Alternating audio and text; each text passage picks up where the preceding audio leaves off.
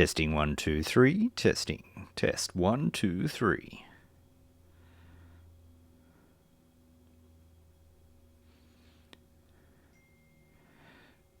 All right, gang, we are go.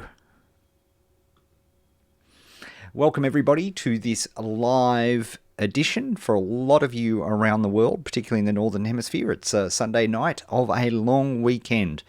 Memorial Day weekend in the United States, one of my favourite holidays. I've been fortunate enough to be in the United States for a couple of Memorial Days, and it's really, really excellent. So I want to welcome all of you who've decided to join us. Hey, you can sleep in tomorrow, which is fantastic. And of course, if you are like me here in Australia and enjoying a very, very, very cold morning, well, welcome to winter. So we can get both of the all of the elements there working together.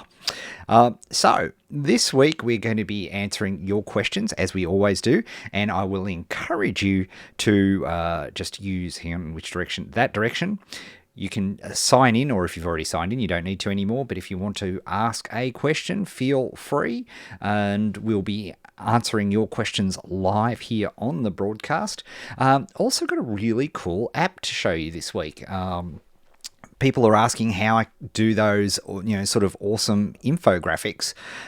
For example, this one that I put at the start of the show, and I want to show you how I do that, because I am certainly no designer, but this particular app, which you can utilize, does a fabulous job for it. Works really, really super well. So I want to show you that as well. And if you've got an app or a request or something like that, you can at any time during the week. This page is always live, inverted commas, it's always up. So if you can't make the actual live broadcast, you can watch it on the replay, and we put it, of course, up on the blog at eddale.co, and you can get all the information there, and I'll answer your question there as well, which is fantastic. So let's also have a look, just while we're talking about that sort of stuff, I do want to mention, because we got an unusual amount of questions last week about the challenge. It's live. It's available right now. In previous years, and we've been doing the challenge for over 10 years. For those of you who don't know what the challenge is, it's the way to get yourself started in business, particularly online business, although really any fundamental business. But this year, we did a few things different. One of the things is typically we'd release information on a day-to-day basis. The entire course is now available. And we're constantly told that people would easily pay a couple of $1,000s for this type of course, and indeed have paid thousands of dollars for courses that get them started in a business. And this is free. It's absolutely free. All you have to do is sign up below, and it's designed to give you the absolute best foundation. Now, I know a lot of people with existing businesses use it a bit like spring training to go with our summer theme, although spring, summer, but it's, they go and they bone up on, understanding pains, gains, and jobs to be done in their market, all of those sorts of things.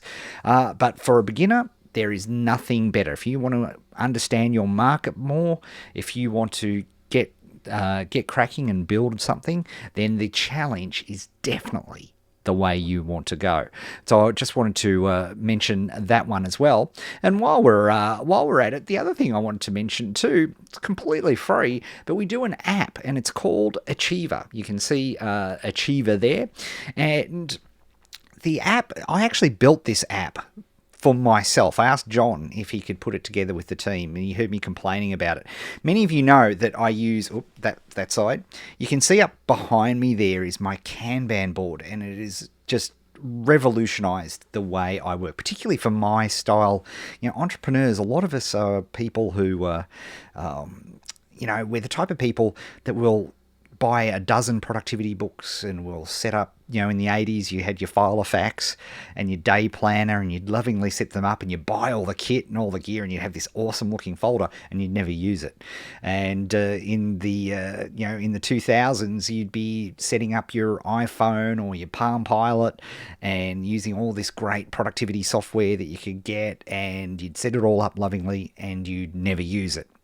And there's a reason for that, as it turns out. It's quite normal. 65% of you watching this have actually that same tendency, yet we think something's broken. Anyway, that Kanban board is the thing that absolutely revolutionized everything for me. But there's one thing that it actually doesn't do as well, which is remind me of the daily rituals, the things that I need to do every single day. And there are a few things that I do every day. Create content for you guys, for example, is something I want to do each day.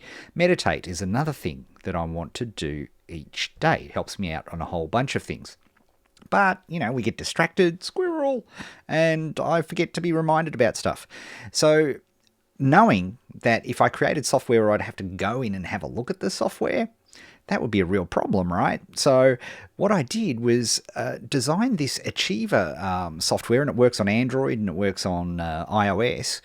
The idea is actually for you never to go into the app, because it reminds you using these smart notifications, and it pops up, hey, have you meditated today? Hey, have you gone on your walk today? All of those sorts of things. It's just an in-your-face reminder, which is what a lot of entrepreneurs need. Because if you don't have something visual in front of you, that is, it's death. If it's out of sight, it is out of mind, as they say, and nothing is stronger when it comes to us entrepreneurs than that particular statement. So that is, a fantastic thing, and it's sort of a bit like it's a bit like having a, somebody, your good conscience, maybe a Jiminy Cricket type, giving you accountability to be able to, remind you that, this is something that you've committed to. And for a lot of entrepreneurs, we need that because there's so much that's there, and you just have to answer yes or no. Nobody's checking, nobody's testing, but we know the studies tell us that if you honestly fill in yes or no, we know you'll get way more effective. So it's a brilliant, it really is a fantastic thing. Love it, lots and lots. So there you have it. That's all that detail. Apologies about all the dinging today. I've got thousands of, it seems like stacks of different things going off, which is, of course, part and parcel when you're testing all these different bits of software and hardware and how they work on your business. You tend to have about 40,000 devices within arm's reach, and I didn't obviously turn all of them on silent today. So there you have it. So first of all, speaking of devices, and even though they ding a lot, I do love them, and I do love the fact, one of the great things, one of the differences about creating a business today as compared to, say, when we started the challenge back, 11 years ago now, was the cost and expense of creating content. It was incredibly expensive. I remember the Underachiever course, which was the first big course that I created all those years ago. There was over $200,000 of production costs with that thing. By the time we built the kits, put the DVD, we spent a lot of time doing it, and it was a 6-month process. It was a really big deal. It was the most cost-intensive part of the entire process. Now, as long as you've got a smartphone, you can create content, right? You've got all and everything that you need, and the quality of the content that I'm seeing from people doing live broadcasts, from people doing interviews, all sorts of things to indeed what I'm about to show you here. I thought it'd be fun in these live broadcasts to show you some of the tools that I'm using. And this one is a cross-platform tool.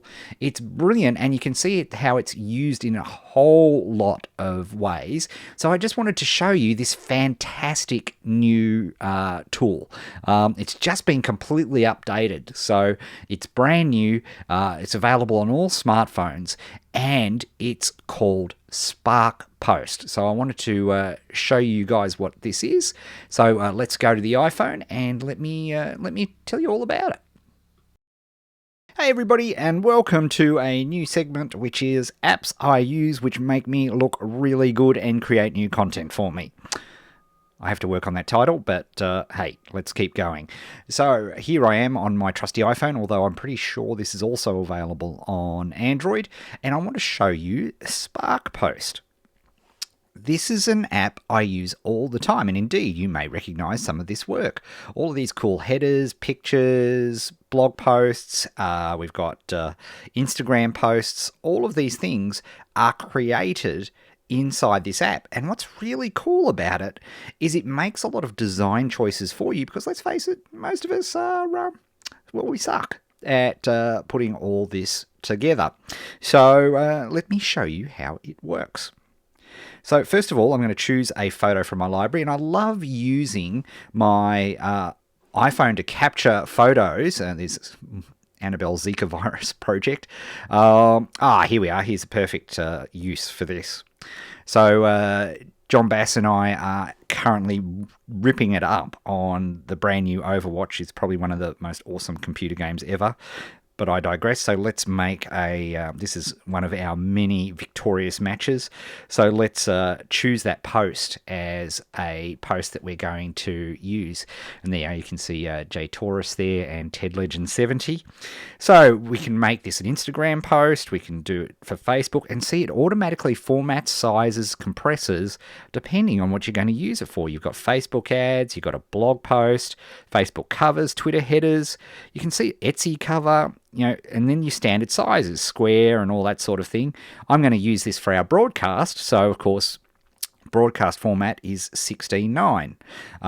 So I'm going to choose that.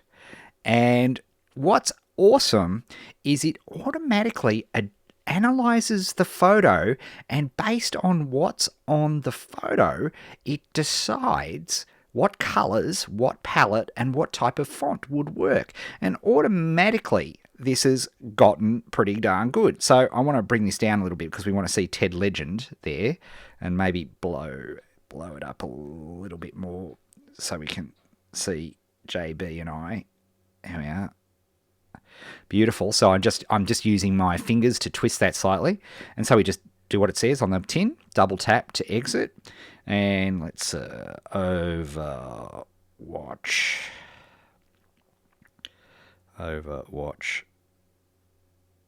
Legends.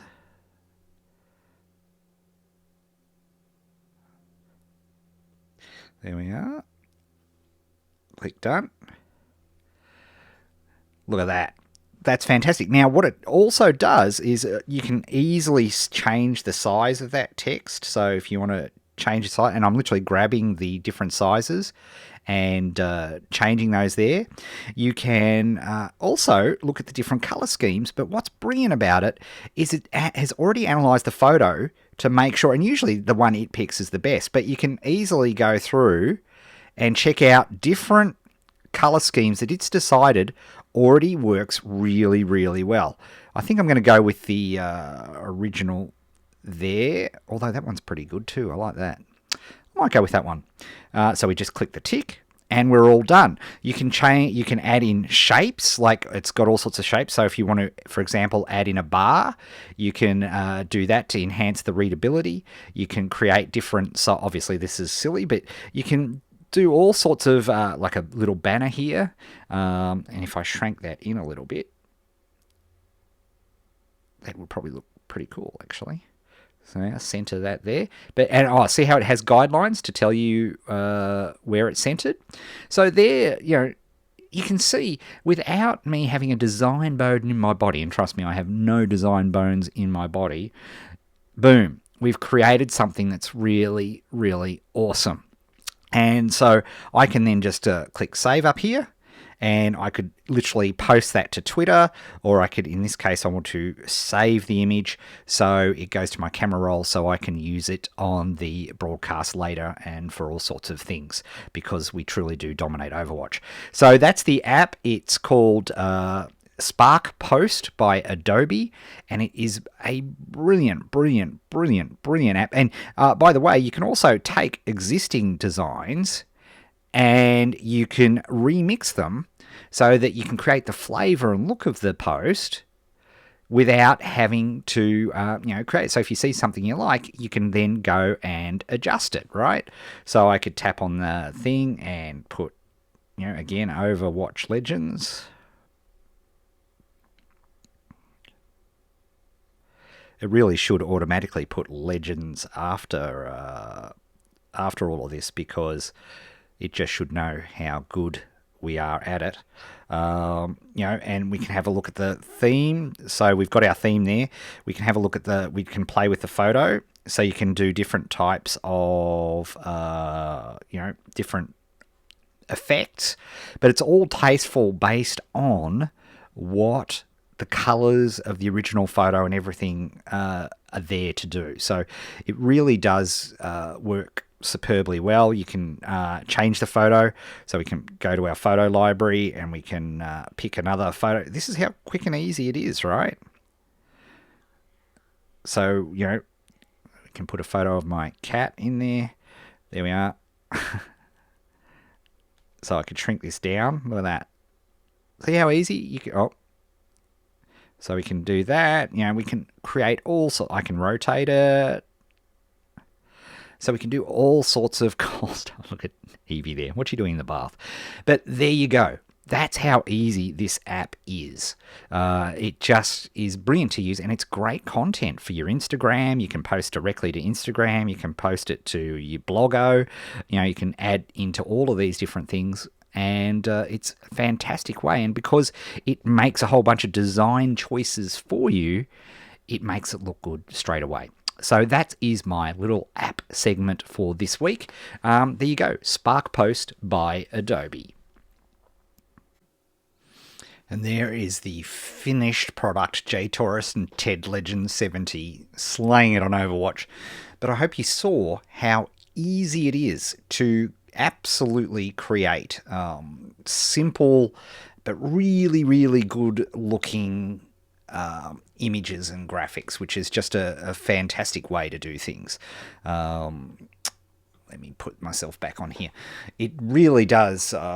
It really brings a level of quality to your work that is fantastic. And that's the brilliance of having all of this technology and availability. And the fact that that's available to you just on your phone is insane. It's crazy stuff. Graphic intense stuff like that was often if I look back 10 years ago, you would have been spending $10,000, $12,000 on a computer that was capable of doing that, and hundreds of dollars in fonts and all sorts of things. It's crazy. So if you like to hear more of that, love to hear if you like those sorts of things and like me showing you app stuff as well here on the live broadcast. I aim to please. But of course, the core reason that we're here each week is to answer your questions about all things challenge related, and of course anything else with regards to business and marketing and online and what's coming up and techniques and strategies. And we've got some great questions this week. And I'm going to, and just as a reminder, you can ask questions during the broadcast. You just literally pop in your question on the box there. And if you haven't registered with us before, you just have to pop in your name and email address, and then you are registered and you can ask your questions. And of course, we're here. The page is here all during the week, so you can always leave questions if you're not going to be able to make the live broadcast. So with that, let's get into it. So Shika asks here, thanks for all that you do. Well, you are welcome. Any copywriting books you would recommend, Ed? Well, that is a great question, and there's basically one. There is one and only one that you need. Now, as it happens, because I keep it with me, literally, it's my Bible, this is one of the original editions of the Boron Letters, which was written by Gary Halbert to his son Bond, and it was written from Boron Federal Prison. Yes, you heard me right. It was when Gary was in jail. And it is magnificent. It is the only, if you want to get good at copywriting, it's the only book you need. Now, of course, I have my very treasured copy of the original, which was given to me by Gary. But you can now, of course, just get it on Kindle. It's fantastic. And to me, and it's been updated by Bond a little bit. And even though it was written many years ago, and it's very much about classic copywriting, in other words, copywriting for ads in print media or indeed direct mail letters, the techniques, the learning, the skills, the strategy and everything else are fantastic. The whole concept of actually copying out sales letters by hand, if you want to get really, really, really good at it, that is the book. To me, that is the book to get. Now, of course, these days, what we do is that we tend to use templates.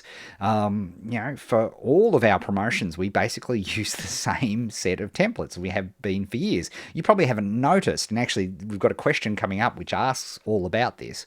But for people who don't want to spend their time learning copywriting, and that's completely understandable, you can use templates. And as long as you understand the pains, gains, and jobs to be done in your marketplace, templates often do a fantastic job for you of hitting all the key notes that you need to do to persuade somebody to buy something, or to educate them to buy something, so that they've got enough information to make a decision, which is what copywriting is all about. So there is my recommendation, the Boron Letters. It's brilliant. It's available on Kindle. You can get it electronically. And that's if you want to learn how I learnt, that's exactly the one I did. Don't make the mistake of going and buying 10, 15, 20 copywriting books. It's just not worth it. I think Gary recommends a couple in there, which are very traditional old books by John Caples. And here's the thing: the way human beings make decisions hasn't changed in centuries, if ever, indeed. The psychology. And that's why the psychology is so important. It doesn't matter whether you're writing a script for a video. It doesn't matter whether you're doing a blog post. It doesn't matter. The psychology is the same, has always been the same, and across countries, across languages. At the end of the day, we use exactly the same processes in our brain. We have the same chemicals right around the planet. There's no difference. And the way we come to make decisions is the same right across the globe. So that's a very good. So thanks for asking that question, because copywriting is such an important skill. And if you have the opportunity, if you're looking for something maybe on the long weekend to watch on my YouTube channel, I've actually put up a video in the last 6 months or so, which was a talk I gave on things I learnt from copywriting from Gary Halbert. And it's an hour-long presentation, and it's on YouTube. But if you want to look at what I learnt and how to apply them, I'm told it's a great video. So that would be something else maybe to have a look at. Next one, Shikara obviously dropped in some questions during the week, I'm so glad you asked this question, because it's a really good one. Would you say building a Facebook group following is the same as building a list? Great question, and the answer is absolutely not. No way, no how. How do I start? For a start, when a Facebook group, unless you pay big bucks to Facebook, you can't reach everybody. You don't know who you're reaching, right? You'll get a small percentage. Now, they actually have been upping the percentage. For the longest time, it had only been 1 to 2% of your followers would see any particular post to your Facebook page or group. That is improving, and a Facebook group is a fabulous asset. We use Facebook groups ourselves, but to me, they're brilliant for a group of people that are already in existence. The other place where Facebook groups are great are, of course, you can advertise. You can use a Facebook group as a targeting mechanism inside of Facebook, which is a very, very powerful thing to do. So they're good, but they are not a list. Because when you have a list, and when I say list, I'm very specifically talking about an email list. When you have an email list, you have the capacity to decide who you want to speak to specifically and when you want to speak to them, and you send that email. Now, whether they open the email or not, and whether they read it and whether they act on it, depends on the relationship you've built and the quality of content that you've delivered and the headline and all those sorts of things. But at least you've got a chance. Whereas you could have the best possible Facebook group or Facebook page message, you could have the best post you've ever done, and maybe a few % of people see it. And the fascinating thing about paying for post distribution, sometimes it may be worth it, but very, very, very, very, very rarely. It's like advertising for likes.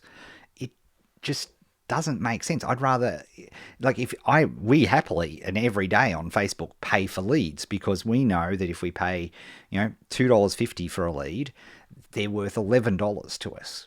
over the course of the next 12 months. So, hey, I'll do that every day and twice on Sunday. Our only problem is our market that we deal with is teeny tiny. So there's just not that many people in there. But that's the principle, right? So, yes, but building that list means that once you've acquired that traffic, then you can build that relationship on your own terms. To quote my good mate James Schramko, you own the racecourse. Okay, you have the so if Facebook shuts down or bans you, and it's happened. It absolutely has happened throughout the history of online marketing. The rules have been completely changed because at the end of the day, you don't own it; they do. So having your own list is incredibly valuable because even if Facebook is completely shut down, you've still got a way to communicate to your tribe. And that's the way you have to look at it. So that is why a list is still absolutely the priority. In the challenge, when we talk about what's the job one for you, it's build a list, not build a Facebook group. Facebook group is great, but the list, that's where we've got to be. Now, next question here is also, in one of the live shows, you said the best way to start is to build an app.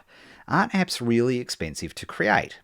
Now, I'm tempted to say that somebody asked to put that in here, but yeah, you're absolutely right. Apps are incredibly expensive to build one-off bespoke apps for yourself. If you have the chance, and we've got coming up actually in a couple of weeks, and I try not to pimp things, but our Scriftcast and Magcast app, you can get a license for that. Not right now because it's not available, but when we open it up, $500 or so, you can get your own app, which will do a lot of those things. And that's what I was referring to. I think the question that you refer to was one where I said, if I was starting out today, hand on heart, what's the first thing I would do in terms of getting free traffic? And it would be having an app in my niche and having that app optimized to build a list. And that's what effectively we did with Scriftcast, but not to pimp our own stuff. That's my feeling behind that. That's why I say that to me, an app is the way I would start off, because I don't have money. I'm assuming I don't have resources for buying traffic, which is ultimately where we all want to be. So the free traffic that you're getting on the App Store is a great spot. The other place potentially is Instagram, where you can still get decent traffic and people will still join your list, where you are putting in effort as opposed to paying for traffic. So they are my two spots I would suggest to have a look at. Actually, third one, let's go crazy, is start a YouTube channel. If you're one of the entrepreneurs that are naturally feel comfortable doing what I'm doing now, creating a YouTube channel and creating great content for your market is another great avenue as well. When you're starting out with no resources, well, it's not true. You do have resources. You have time. And so you have to trade your time for dollars. And that's what we all do when we start. So there is my tips there. Jamin asks here, I'm a former 30-day challenge member. The 30-day challenge, in my opinion, is the best internet marketing course online today. Thank you very much. I'm taking what you've taught me over the years, and I'm soon to be a Kindle publisher. Fantastic. I had a question about the sales funnel. When I sell my book on Amazon, do I get an email of the person who purchased my book? Spoiler alert, no. No, Amazon do not give you that information, nor do Apple or anybody else. Boo, here's boo, but don't go away. I'm setting up my sales funnel and have ClickBank as an affiliate offer for the back of my book. Is it okay that the ClickBank merchant captures the email? Well, yes, they're effectively selling the product, so they will indeed get the email of the person that they sold the product to. And look, in the old days, last century, people had a very, competition was competition. For somebody to win, somebody has to lose. If you give them clients, they will steal your clients. That was the attitude. That went out with neck to knee lead gumboots. It's ridiculous. You look at all of the modern areas that are making, in fact, I mentioned YouTube channels before.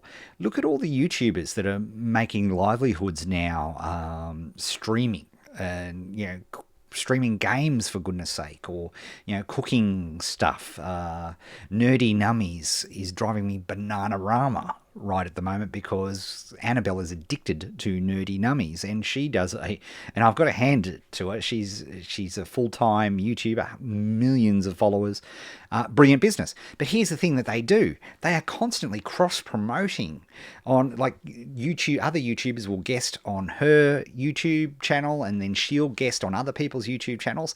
They're sharing the, because they realise that if they share the cake gets bigger for everybody, and that is very much, business today, as opposed to, one of the major differences, because the path to the consumer, the path to the client, the path to the tribe member is so democratic now. Anybody can be a publisher. Anybody can do a live broadcast now. There's no barriers to entry. The benefit side of that is you don't have to have a scarcity mindset in the way that you do your JVs and affiliate promotions and all those sorts of things. Doesn't mean you're going to run into scarcity-based thinking in your marketplace. It happens even in our little neck of the woods. There are still people who are very scarcity-minded, and ultimately I think they'll suffer for it. But so my answer, so long way of answering, that's a great idea. You can't collect the email address, but what I would implore you to do is make sure that throughout the book you have like a bonus chapter, or you have checklists or some accompanying videos to go with this, which people can access by going to a website and giving you their email address. That's how you build the list. You offer value, you offer something on top of what's doing that. And actually, if you look closely at so many books that are launched these days, they all have this. It's common knowledge. But that's how you get around it, right? That's how you build your list. Think about the pains, gains, and jobs to be done for the people who are reading that book. How can you make their life easier? And I love checklists, for example, is one great way of doing it. Create a checklist for the book and have it available. Spend $5 on Fiverr and make it look really pretty, and have that as a download, and then make that accessible. And that's the way you collect your list, because you must build a list. It is absolutely vital for you to build a list. Any type of author, fiction, non-fiction, it doesn't matter. A book in this day and age is not going to make you filthy rich unless you happen to, be J.K. Rowling. What it is going to do is going to give you incredible credibility, enable you to build that list, and enable you to do all sorts of things on what we call the back end, the stuff that you sell after the initial purchase. That's where you can do really well. So that is my advice to you. Next question is, how do you host your videos? YouTube unlisted. Yeah, we use YouTube in all its varieties. You may or may not know that there are actually 3 different levels of YouTube video. There are completely public. In other words, they're searchable and anybody can access them. Then there are unlisted videos, where if a person has the exact YouTube address, they can go see them, but they're not available through the search engine. We often utilize this. So, for example, for our live broadcast, it's an unlisted YouTube video because we just want you guys to see it. But then when we have the replay up later in the week, of course, it's available to the public because we want everybody to see it. So there's all sorts of things, and we often use YouTube for course hosting. It does depend on what we're doing. Sometimes we'll host our own videos, but for starting out, it's great. It's free. Okay, it's totally free. Now, you have to play by YouTube's rules, right? You've got to remember what I said about owning the race course. You post a bunch of content and all of a sudden you think it'd be really, really sweet to have a bunch of awesome, music, like the final countdown blaring in the background while you're doing your course training, which would be awesome. Trouble is, you might find yourself with a copyright violation and all of a sudden your YouTube channel's disappeared. So you've got to be careful. You've got to remember and recall all of those sorts of things, but it's fantastic. You cannot fault it. And it's very interesting to see what Facebook are doing with Facebook Live as well. So, looking at Facebook videos at the moment, although it's, and Facebook's got a history on this. When Facebook wants you to use something, how do I put this? They gild the lily. They make your viewer numbers look really, really great. So, for example, I've been doing some testing. You might have eagle-eyed people might have seen this, where I've been posting similar videos direct to Facebook and direct to YouTube. And the Facebook views are way better. There's more people looking at my videos than on YouTube, but that doesn't tell the whole story.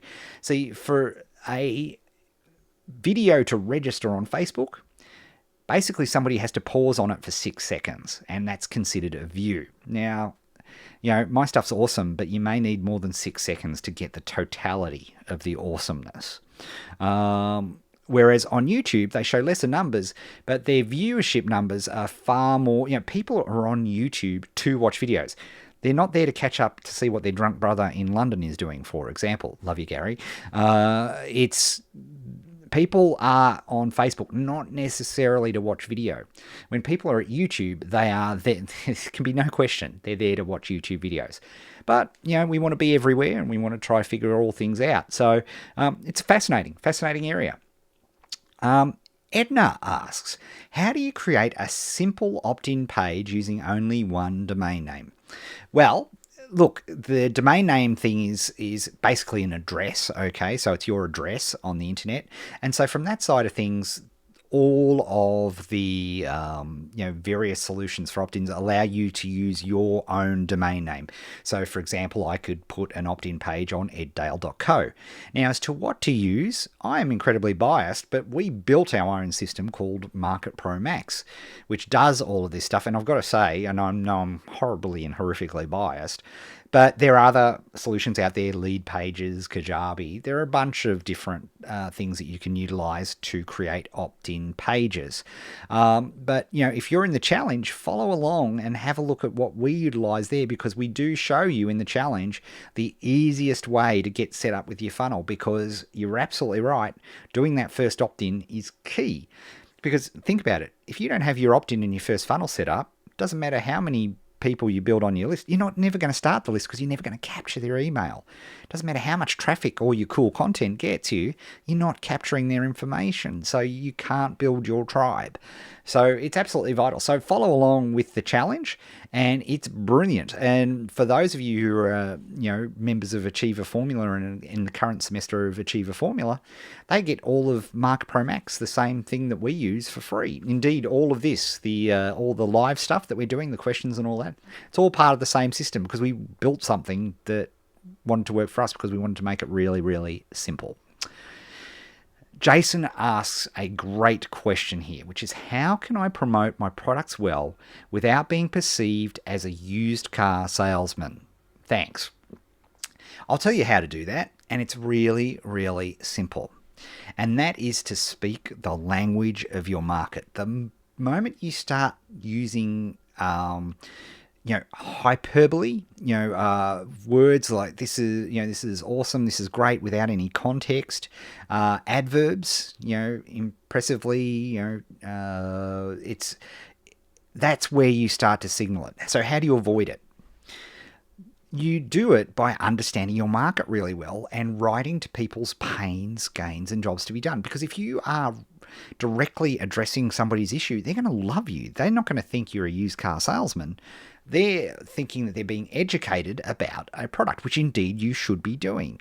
That's part of the process. When we build up our sales videos and when we build up, or launch products for ourselves and for clients of ours, number one is making sure they're incredibly valuable. And too often, I think people get sucked into they have to sell in a certain way. Now, we use templates all the time. And I think I started off with our very first question for today.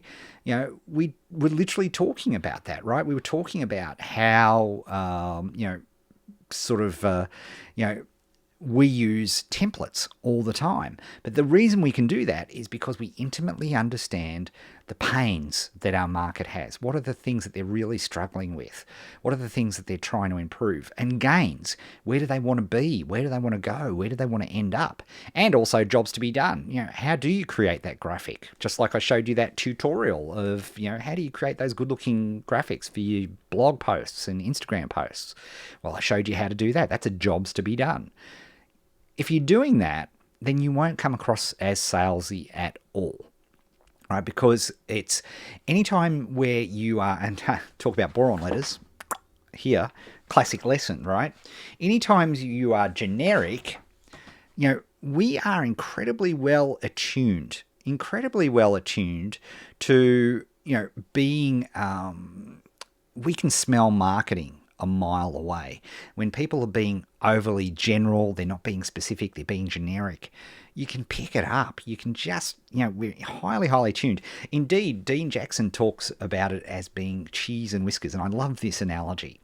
A mouse, will chew through 2 inches of wood if it thinks that there is cheese on the other side. They'll do anything to get that cheese because that's what they want, right? They're built for cheese. Trouble is, the moment they see whiskers coming around the corner, even if they've spent the last 2 days eating through that wood to get to the cheese, boom, they're off. Survival instinct. And a lot of time, our marketing is like whiskers to a mouse. It triggers that, wow, I'm out of here. Because think about it. People are... we've got millions of things that they could be doing. You've got stacks of things that you could be doing right now, but you're watching me, and thank you very much for that. But if you get the feeling that I am, selling, right, then you're off. But if I can be addressing your issues, and which I genuinely hope you feel I am, then that's fine. People will continue watching because you're helping them solve their problems. And then you shouldn't be afraid to ask for money, which is effectively the reason that you're selling, because you are providing an incredibly valuable service in return. And so one of the things that we always try to do, and I think everybody who does this really, really well, Apple Computer does it very, very well, is making sure that you provide immense value. So for whatever amount that you're asking, we intellectually think about 10 times. How do we give people 10 times the value of what we're asking to be paid? And if you think about that from that philosophy, then people are going to feel that they're not going to feel sold to because you're solving a problem. Do you feel when you go to the doctor that you're being sold to? Well, let me tell you, you are being sold to. They don't know what's wrong most of the time, because they haven't done, the tests that are required to absolutely figure out. But they also know 9 times out of 10 it's a cold and it'll go away, or it's an infection and needs some antibiotics. That's cool, but it is a sale, right? But you don't even think it's a sale because you're in a doctor's surgery, so it's not, there's no context for that. So think about that. Think about context. Think about pains, gains, and jobs to be done. And think about things like specificity. Wow, I actually said it. As opposed to being generic. Because whenever you're generic and you use fluffy terms, or you don't use the language of the market, that's a key one. If you don't use the terminology, if you don't speak to the market the way the market speaks, that's where you come off as being salesy. Next question here is, if I become an affiliate for a product and it sells well, can I create the same basic product, improve it, and offer it to affiliates? That doesn't seem honest. I believe in this product, but the one that exists now is executed very poorly. What would you do? Thanks, John. Okay, this is a Samsung Galaxy S7. This is an iPhone. Now, I don't care whether you like the iPhone or the Galaxy, but there is no question, right? The history is incontrovertible. When this became a huge success, Samsung knew about it because they were making the chips for this. And the reason they were able to get way ahead of the market is because they had that inside information and they built something which filled a market need, which is for people who didn't want an iPhone. And the rest, as they say, is history. So people improving on a product and releasing their own take on it is as old as the hills. It's nothing. Where it becomes, what was the word that you used? Doesn't seem honest. Where it becomes honest is if you are copying, you are ripping people off. We'll have people that will take our course and resell it word for word, or they'll buy the course and then they'll sell it. They'll just make digital copies, it costs them nothing, and just sell it in their own markets. It's life. They're scumbags. They're lazy.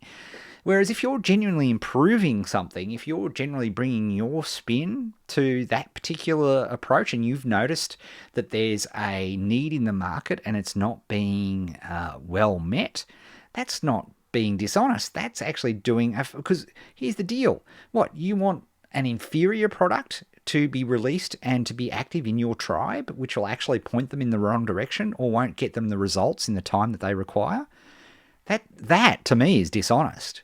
Whereas you know a much better way to get the results much quicker and much better and much more easily. To me, the dishonesty is for you not to be creating a new product. You need to deliver that information to the market, because otherwise they're spending money on a worse product. Right? So I have no issue with that. Look at, in my little tiny world, there are often, people will come. We've just released a Facebook traffic product, for example. There are a dozen Facebook traffic products. We've got our own spin and our own version of it, targeting particularly for beginners, because so many people have to use Facebook traffic for testing and experimenting. It's the best thing to use. So we built a guide. There are other guides out there. Does it mean we copied or ripped off people? No, absolutely not. Do we have some of the same content as other courses? I'm sure we do, because at the end of the day, there's often only one way to do something. But we bring our spin to it. We bring and show our examples and our approach, which is going to be great for our tribe, because they're using the tools that have already made them part of our tribe. So don't feel like that. It really is. Make sure you don't do that. Sandra asks, how can I get established experts in my niche to promote my products? Great question. And so we have to take 30 steps back. And the very first thing, and let me tell you, here's what normally happens, is somebody, and this happens to me every day, I've got this great product, I want you to promote it for me because it's awesome and you'll make money and it's great. I don't even know you. This is the first approach I've got, is please do me a favor and sell my product to my list. I don't know whether your product's any good. I don't know who you are. I don't know anything. Yet the first contact I've had with that person is them wanting me to promote something. It's insane.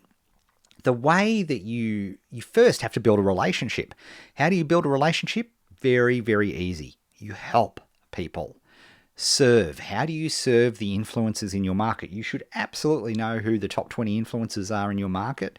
Something we even teach in the challenge, right? So it's fundamental. If you don't know who the top 20 influencers are in your market, you need to do a lot more research in your market, because these are the people who are going to drive a lot of the purchases. They're going to, their recommendations are crucial, and you ultimately will become one of the top 20 influencers in your market as well. That's what it's all about. So the way to open the door is to serve people first. People like to do business with people they know.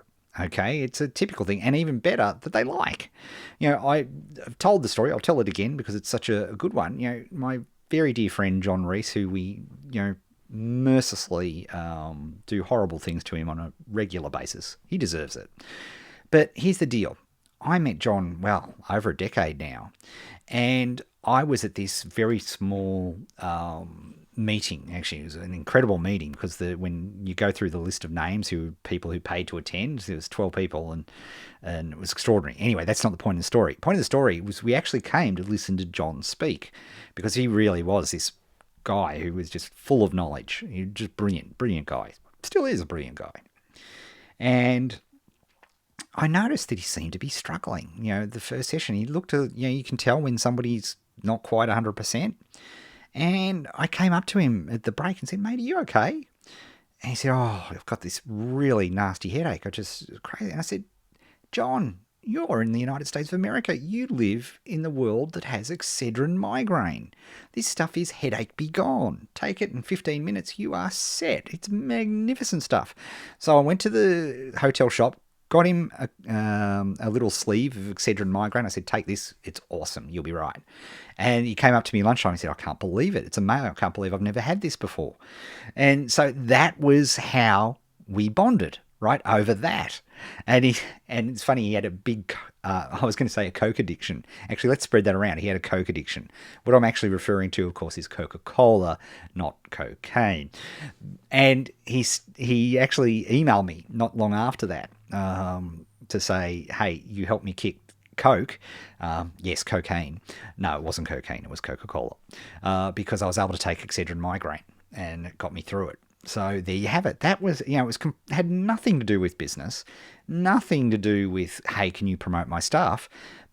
And it was, not related at all. And that's how we met, right? And that's what you need to do. I would also encourage you, speaking of how that happened, is going to events, trade shows, networking groups. Nothing beats having a personal connection. All of those things can help. Or, if you're a million miles from anywhere, follow all of these influencers on Twitter and help them. They're often asking questions, and often they have nothing to do. Another great example was an author that I really like, Gar Reynolds. He was a guy I absolutely admire. A brilliant book, actually, Presentation Zen. Fabulous book on putting together keynotes and PowerPoint presentations. And he was wondering, where should I eat in Melbourne? He was coming to my local area. And I said, oh, well, here are 2 or 3 different things. And that's how we connected, because I saw that he was coming to Melbourne and I knew restaurant. Nothing to do with business, nothing to do with presentations, nothing to do with online marketing. I was giving him a restaurant recommendation. So you need to be alert for opportunities to serve, opportunities to help. And you can't go wrong. You can't go wrong. To tie off the story, John Reese was the first person to have $1 million online sales day of an information product. Unbelievable. It really was like breaking the 4-minute mile. And the untold story of that, and indeed the untold story of every successful launch, is he spent 2 years helping people out. He'd go on webinars for people. He'd help them with traffic problems. He was unbelievable in the way that he helped over 2 years. So he'd built up such a great goodwill bank balance that when it came time to do his launch, everybody couldn't wait to help him out because he'd been so forthcoming and so giving, helping everybody else out. And I think that is a great lesson. So keep that in mind. That's how you do it. It won't happen overnight, but if you're consistent, it will happen. All right, we've got a couple more questions and then we're about done for today. So let's have a look. Luke says, thanks for these live streams. Any advice on overcoming procrastination? Yes, absolutely, I do. Get off your ass. But no, I've got to say the Kanban approach, because usually you're procrastinating for a few different reasons. It was very funny yesterday. My daughter's got exams coming up. Starting this week, and doesn't keep the room exactly, her own room particularly clean at any particular point in time. But yesterday she was cleaning up a storm. It was unreal. She couldn't clean up her room enough yesterday without being bidded or asked. It was unbelievable. Why? She had exams coming up, so she was avoiding studying, right? And we're like that too. So often procrastination is an avoidance of something that we don't want to do. Other times, it's because we have a lack of knowledge or what to do. So we need to break it down. We need to chunk it down into steps. And for me, the whole Kanban approach for entrepreneurs is a brilliant way to go about it. And a lot of people have asked, indeed, because I keep mentioning it on these broadcasts, I'm actually designing a very cost-effective, because I want lots of people to have it, course specifically on using Kanban for entrepreneurs, because Kanban was actually built from, Toyota were the original company, car manufacturer, and then software developers took hold of it, and for the last 2 years we've been implementing it with our clients and ourselves, and it's phenomenal. It really is amazing. So we're putting up something for you guys, so keep an eye out for that. It's really, and indeed, actually, just to give you an idea of how all this stuff comes together, and indeed how because you want to know what triggers procrastination in me? If I have to do a blog post, because it's completely 100% opposite to what I'm actually good at. I'm fine at speaking off the cuff and talking to you guys like this. Writing a blog post kills me. So, in a very meta thing, this week on eddale.co/blog, I actually told you how I utilize all of these techniques that I talk about, Kanban and all these things, to actually create a blog, cheat my way using tricks to trick myself into a blog post. And that's what you can do. You can trick yourself into avoiding this procrastination. And there's actually a huge amount of research. So that's a really, really good proactive way of implementing and figuring all of that out. So that would be what I go and have a look at that blog post. It's up there now. It's live. Or if you've got the Ed Dale Scriptcast app, it's in there.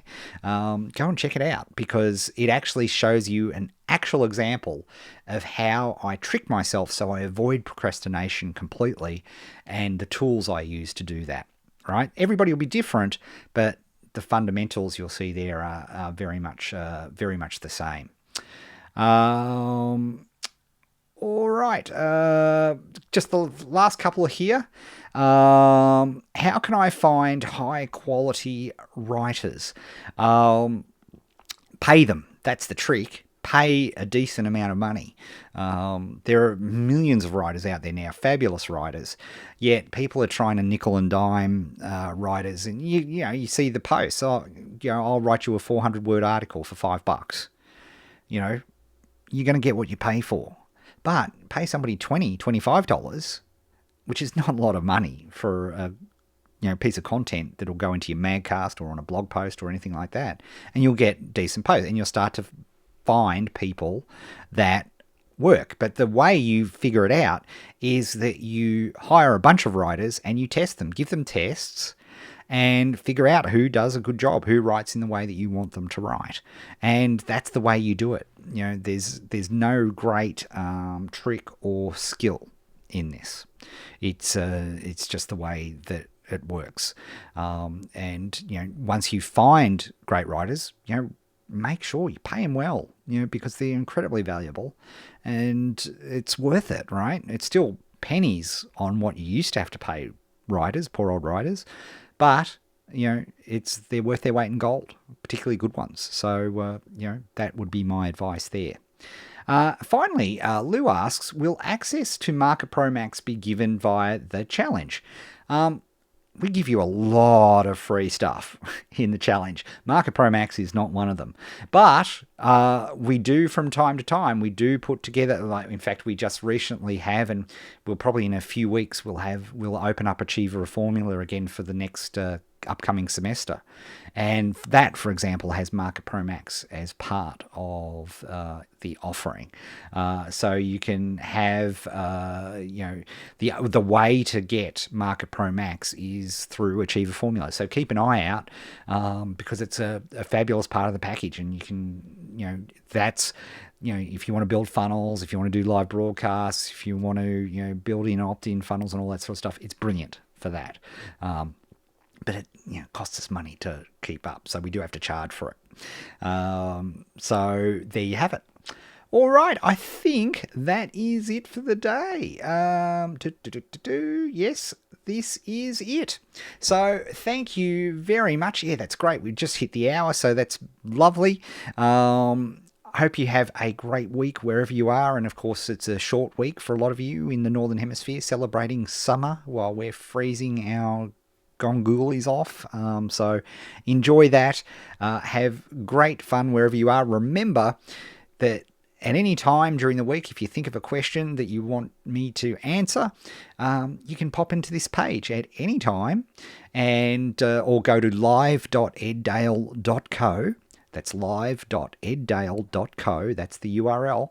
And you can leave a question for us during the week and we'll answer them in the next broadcast. We will be on same bat time, same bat channel next week. And we will speak to you all soon. So ciao for now. Have great fun. And we will speak soon.